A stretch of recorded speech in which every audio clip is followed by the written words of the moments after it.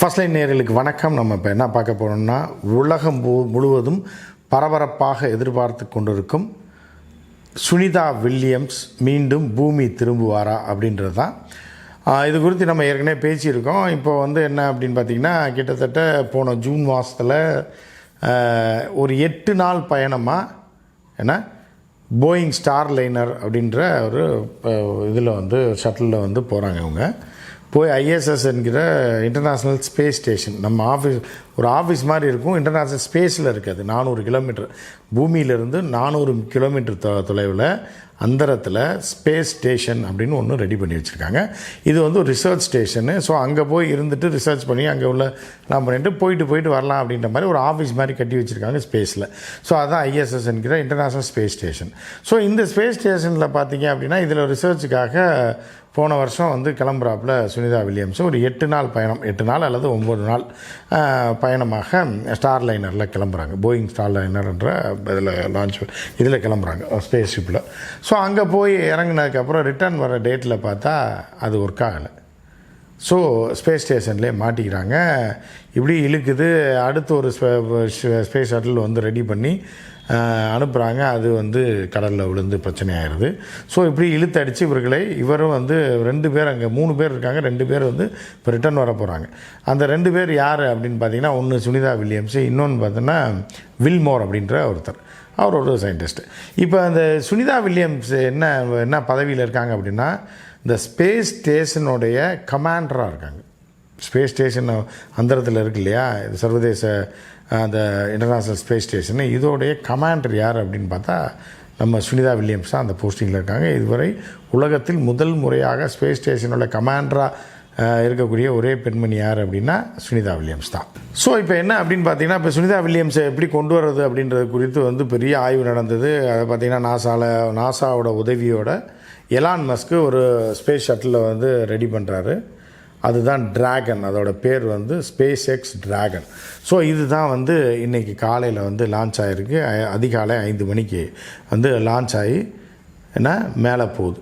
இது எப்படின்னா ஒரு 13 மணி நேரத்தில் போய் ரீச் ஆயிரும். எங்கேன்னா ஸ்பேஸ் ஐஎஸ்எஸ் இன்டர்நேஷ்னல் ஸ்பேஸ் ஸ்டேஷனுக்கு போய் ரீச் ஆயிரும். ரீச் ஆனதுக்கப்புறம் என்ன ஆகுது அப்படின்னு பார்த்தீங்கன்னா, இது போய் அதில் அட்டாச் ஆகணும். இது சாதாரண ஒரு விஷயம் கிடையாது. இந்த ஸ்பேஸ் ஷட்டில் போன உடனே இதில் அப்படியே காலை வச்சு ஏறி இதில் இறங்கி வர்றதெல்லாம் கிடையாது.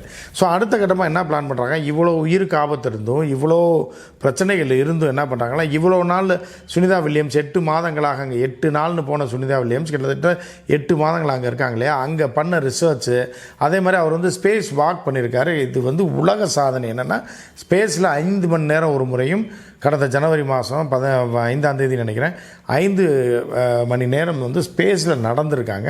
அதற்கப்புறம் பார்த்திங்கன்னா 6 மணி நேரம் ஜனவரி 16ஆம் தேதி 6 மணி நேரம் நடந்திருக்காங்க. இது ஒரு மிகப்பெரிய சாதனை. இதற்கு முன்பும் யாரும் செய்ததில்லை. இதற்கு பின்பு யாரும் செய்ய முடியுமான்னு தெரியல. ஏன்னா 8 மாதம்லாம் தங்க முடியாது. இந்த மாதிரியான ஒரு சிச்சுவேஷனில் அவங்க அங்கே இருந்திருக்காங்க. ஸோ சுனிதா வில்லியம்ஸ் அவ்வளோதான், அவர் உடல் எடை குறைந்து விட்டது, அவர் நோய்வாய்ப்பட்டு விட்டார், அவர் ஆளே மாறிட்டாங்க, தலைமுடியெல்லாம் கோரமாயிடுச்சு, உடம்பெல்லாம் மெலிந்து போயிடுச்சுன்னா வதந்திகள் பரப்பப்பட்டது. ஆனால் இது எதுவுமே எல்லாமே வதந்திகள் தான் சொல்லி அவங்க சொல்லியிருக்காங்க. சுனிதா வில்லியம்ஸுக்கு தற்போது 59 வயதாகுது. நல்லா தெரிஞ்சுங்க, 59 வயது. இவர் ஒரு இந்திய வம்சாவளியைச் சேர்ந்தவர் சுனிதா வில்லியம்ஸு. ஸோ இவங்க அப்பா பாண்டியா அப்படின்வாங்க. பாண்டியா அப்படின்னா தீபக் பாண்டியா, அவர் பேர் தீபக் பாண்டியா. ஸோ அவரோட பொண்ணு தான் சுனிதா வில்லியம்ஸ். அப்புறம் அவர் இப்போ தீபக் பாண்டியா அங்கே போய் யூஎஸில் ஒரு லேடியை கல்யாணம் பண்ணி அவருக்கு பிறந்தவர் தான். இவரோட கணவர் தான் வில்லியம்ஸு. சுனிதாவை அமெரிக்காவில் சுனி அப்படின்னு சொல்லி செல்லமாக கூடுவாங்க. இந்த சுனிதாவோட ஹஸ்பண்ட் தான் வில்லியம்ஸ். ஸோ சுனிதா வில்லியம்ஸ்ன்னு அப்படி தான் பேர் வந்தது. ஒரு இந்திய வம்சாவளியைச் சேர்ந்த ஒரு பெண் தான் Sunita Williams. So Sunita Williams இப்போ நம்ம ஊர்லலாம் பார்த்திங்கன்னா 2 நாள் ஊருக்கு போகிறேன்னா வீட்டில் அவ்வளோ பாதுகாப்பு இருக்குது, இவ்வளோ வெளிச்சங்கள் இருக்குது, எல்லா வகையான இப்போ செல்ஃபோன் இருக்குது, எல்லாமே இருந்துமே நம்ம வீட்டு பெண்கள்லாம் பார்த்திங்கன்னா ஒரு நாள் தனியாக தங்க மாட்டாங்க. புரியுதா? இப்போ பகலில் பார்த்திங்கன்னா இது வரைக்கும் பேசுவாங்க. பட் ஆனால் ராத்திரியில் பண்ண மாட்டாங்க. எல்லாரும் ஏறி அடித்து பெரிய கலவரத்துக்கே தலைவராக இருக்கக்கூடிய பெண்கள் கூட கரப்பாம்பூச்சிக்கு பயப்படுவாங்க. ஸோ இப்படியெல்லாம் நம்ம பார்த்துருப்போம், நம்ம வீட்டில் குடும்பங்களில் பார்த்துருப்போம். ஆனால் சுனிதா வில்லியம்ஸ் அதாவது உயிர் நிச்சயமே கிடையாது. நீங்கள் அங்கே போயிட்டீங்க அப்படின்னாலே நீங்கள் நம்ம ஊர் மாதிரி ட்ரெயின் அனுப்பியோ பஸ் அனுப்பியோ கார் அனுப்பியெல்லாம் கூட முடியாது. லான்ச் வெஹிக்கிளில் இப்போ ரெடி ஆகணும், அதுக்கப்புறம் இந்த ஸ்பேஸ் ஷட்டில் கொண்டு போய் லான்ச் பண்ணணும், அங்கே கொண்டு நிலை நிறுத்தணும், அதுக்கப்புறம் அங்கேருந்து அவர்களை ஏற்றி கொண்டு வந்து திருப்பி கீழே இறக்கணும், லேண்டிங்கில் பிரச்சனை இருக்குது, திருப்பி ரிட்டர்ன் வரும்போது கடலுக்குள்ளே தான் போய் அது விழுகும், புரியுதா ஸோ கடலுக்குள்ளே விழுந்து திருப்பி அவர்களை அங்கேருந்து மீட்கிறது என்பது இதெல்லாம் ஒரு கற்பனையிலும் எட்டாத உயிருக்கு 0% 100% பாதுகாப்பற்ற ஒரு பயணத்தை மேற்கொண்டவர் தான் சுனிதா வில்லியம்ஸ். ஸோ இப்போ என்னென்னா திருப்பி இப்போ கடைசியாக இன்னொரு விஷயம் நான் சொல்லிக்கிறேன், 4 லான்ச் வெஹிக்கிளில் இப்போ நம்ம சொல்லுவோம்ல, நான் பென்ஸ் காரில் போயிருக்கேன், பிஎம்டபிள்யூவில் போயிருக்கேன், அதில் போயிருக்கேன்னு பெருமையாக சொல்லுவாங்க இல்லையா, சொந்தமாக இல்லைன்னா கூட. ஸோ அது மாதிரி லான்ச் வெஹிக்கிள் அப்படின்றது ஸ்பேஸ் ஷட்டில் கூட ஏவி விட்டு அங்கே கொண்டு போய் நிலை நிறுத்துறது தான் அந்த லான்ச் வெஹிக்கிள். அது ஸ்பேஸ் ஷட்டிலில் தான் எல்லாருமே பயணிப்பாங்க, அதில் தான் ரிசர்ச் எல்லாமே நடக்கும், அதிலிருந்து தான் இன்டர்நேஷ்னல் ஸ்பேஸ் ஸ்டேஷன்ற இடத்துக்கு, புரியுதுங்களா. லான்ச் வெஹிக்கிள் ஒரு ஸ்பேஸ் ஷட்டில் கேரி பண்ணி கொண்டு போய் இந்த வானத்தில் ஒரு 400 கிலோமீட்டர் தொலைவில் அந்த ஸ்பேஸில் இருக்கக்கூடிய இன்டர்நேஷ்னல் ஸ்பேஸ் ஸ்டேஷனில் இதை கொண்டு போய் தள்ளி விட்டு வந்துடும். அப்புறம் இதில் இருக்கிறவர்கள் இந்த இடத்துக்கு உள்ளே போயிடுவாங்க, அப்புறம் இது போயிடும், இது வேஸ்ட்டாக போயிடும்ல, திரும்பி இதில் தான் ரிட்டர்ன் வரணும். ஸோ இது வேஸ்ட்டாக போயிடுச்சு அப்படிங்கும்போது இவர்கள் அந்தரத்தில் மாட்டிக்கொண்டார்கள். இப்போ இன்னொரு வெஹிக்கிள் போய் இவர்களை லான்ச் வெஹிக்கிளை வச்சு இதை ஏவி விட்டு இது போய் இதில் அட்டாச் ஆகி இவர்களை ஏற்றி கொண்டு அந்த வெஹிக்கிள் திரும்பி ரிட்டர்ன் வரணும். இப்போ தான் வரப்போகுது. இந்த மாதிரியான 4 விதமான இதில் பயணித்த ஒரே ஆள் யாருன்னா சுனிதா வில்லியம்ஸ். என்னென்னா சோயஸ்ன்னு ஒரு வெஹிக்கிள் அதில் பயணிச்சிருக்காங்க, இந்த போயிங் கம்பெனியோட ஸ்டார் லைனரில் பயணிச்சிருக்காங்க, அதுதான் இப்போ ஃபெயிலியர் ஆகி போச்சு. அதுக்கு முன்னாடி ஸ்பேஸ் ஷட்டில்னு ஒரு இதில் போயிருக்காங்க. அதே மாதிரி இப்போ எலான் மஸ்கோடைய எக்ஸ் ட்ராகனில் வரப்போகிறாங்க. அப்போ இதை எக்ஸ் ட்ராகனில் வண்டி ஏறி திருப்பி ரிட்டர்ன் வந்துட்டாங்கன்னா 4 ஸ்பேஸ் ஷட்டிலில் பயணித்த முதல் பெண்மணியாக இருப்பார் யார், சுனிதா வில்லியம்ஸ். ஸோ இப்போ இந்த எக்ஸ் காலையில் கிளம்பிடுச்சு, நல்லபடியாக லான்ச் ஆகி லான்ச் வெஹிக்கிள் லான்ச் பண்ணி விட்டுருச்சு, போயிடுச்சு. இன்னொரு 13 மணி நேரத்தில் அது ஸ்பேஸ் ஸ்டேஷனுக்கு போயிடும். ஸோ இதில் ரிட்டர்ன் என்ன ப்ராசஸ் அப்படின்னு பார்த்தீங்கன்னா, இப்போ அங்கே போன உடனே இதில் 4 பேர் போகிறாங்க. இதில் இப்போ போகிற இந்த ஸ்பேஸ் எக்ஸில் எலான் மஸ்க்கும் நாசாவும் சேர்ந்து லான்ச் பண்ணுற இந்த ஸ்பேஸ் எக்ஸில் பார்த்தீங்கன்னா 4 பேர் போகிறாங்க. அதில் 2 பேர் அமெரிக்கன், ஒரு ஜாப்பனீஸ், இன்னொருத்தர் ரஷ்யன். இந்த 4 பேர் போகிறாங்க. இந்த 4 பேர் போய் அங்கே இறங்கிட்டு சுனிதா வில்லியம்ஸ் இவ்வளோ நாள் அங்கேருந்து ஆராய்ச்சி பண்ணது, அங்கே என்னென்ன கேரி ஃபார்வர்ட் பண்ணணும், அங்கே என்னென்ன வேலை இருக்குன்றத ஒரு 2 நாள் 3 நாளில் இவங்களுக்கு எல்லாத்தையும் தெளிவாக சொல்லி கொடுத்து என்னென்ன பிரச்சனைலாம் இருந்துச்சு, நம்ம சும்மா சொல்லி கொடுப்போம்ல. இப்போ பஸ்ஸு டிரைவராக இருந்தால் கூட அடுத்த பஸ்ஸுக்கு மாறும்போது சொல்லுவாங்களே, டேங்கில் டீசல் இவ்வளோ தான் இருக்குது, பின்னாடி டயரில் கொஞ்சம் காற்று கம்மியாக இருக்குது, கியர் கொஞ்சம் லைட்டாக சவுண்டு வர மாதிரி இருக்குன்னுலாம் சொல்லுவாங்கள்ல.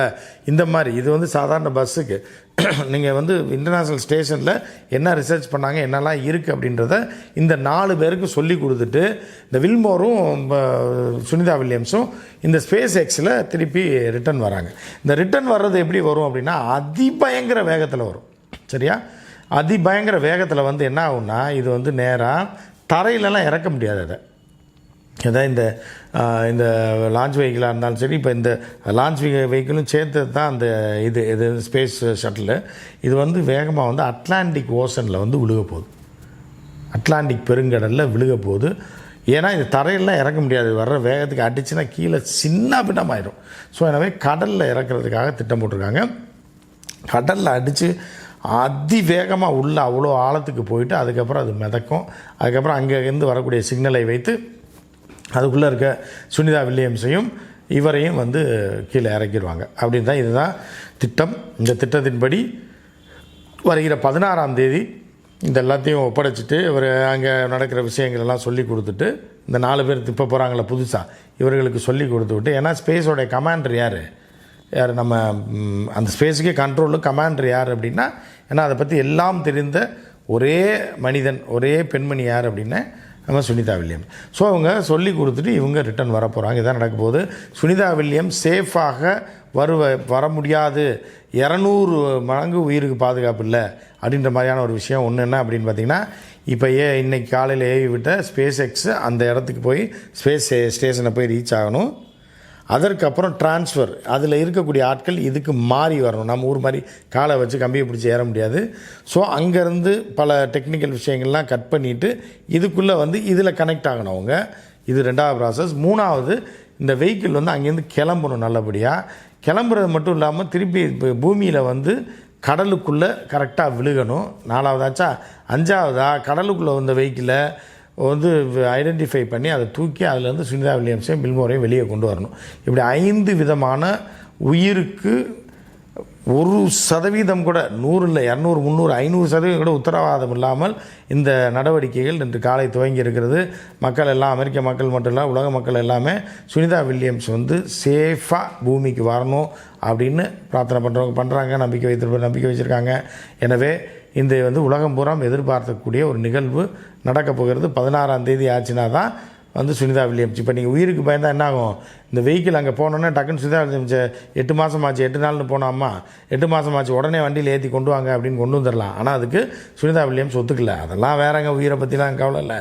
கண்டுபிடித்ததை இங்கே புதுசாக வந்திருக்கவங்ககிட்ட சொல்லி கொடுத்துட்டு தான் நான் வருவேன்னு அவங்க சொல்லியிருக்காங்க. அதனால் அவங்க எல்லாத்தையும் அங்கே உள்ளவங்களுக்கு சொல்லி கொடுத்துட்டு தான் ரிட்டன் வர போகிறாங்க. இப்போ எவ்வளவு துணிச்சலான பெண்மணி அப்படின்னு நீங்கள் நினச்சி பாருங்கள். பெண் குலத்துக்கு, அதாவது இங்கே உள்ளவனா சொல்ல, இந்த உள்ள லோக்கலில் நம்ம கட்சிக்காரன் அவெல்லாம் பெண்கள் தினத்துக்கு வாழ்த்து சொல்கிறேன், அது சொல்கிறேன், வெங்காயம் வெட்டினதுக்கு வாழ்த்து சொல்கிறேன், சாம்பார் வச்சதுக்கு வாழ்த்து சொல்கிறேன்ருக்காங்க. ஆனால் சுனிதா வில்லியம்ஸ் மாதிரியான, அதாவது சர்வதேச அளவில் சாதனை படைத்த பெண்கள் நல்ல நிலையோடு அவர் உயிரோடு திரும்ப வேண்டும் என்கிற பிரார்த்தனை ஆண்கள் பெண்கள் எல்லாருக்கும் உலகம் முழுவதும் வைத்து கொண்டிருக்கிறார்கள்.